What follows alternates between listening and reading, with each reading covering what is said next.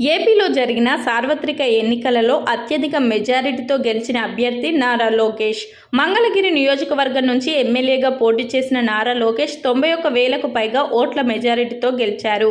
2024 AP ఎన్నికలలో ఇదే అత్యధిక మెజారిటీ. 2019 ఎన్నికలలో లోకేష్ మంగళగిరిలో దారుణంగా ఓడిపోయారు. తండ్రి చంద్రబాబు ముఖ్యమంత్రిగా ఉన్నా గానీ లోకేష్ ఓడిపోవడంతో ప్రత్యర్థులు దారుణంగా ట్రోల్స్ చేశారు.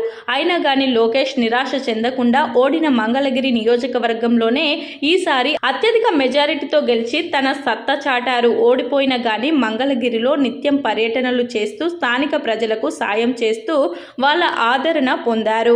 ప్రతి నెల నియోజకవర్గంలో పర్యటిస్తూ తన దృష్టికి వచ్చిన అనేక సమస్యలపై స్పందించారు.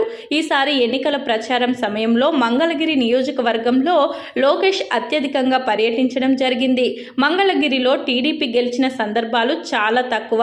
అయినా అటువంటి కష్టమైన నియోజకవర్గంలో పోటీకి నిలబడి మొదటిసారి ఓడి రెండోసారి రాష్ట్రంలోనే అత్యధిక మెజారిటీతో లోకేష్ గెలవడంతో టీడీపీ శ్రేణులు సంబరాలు చేసుకుంటున్నారు.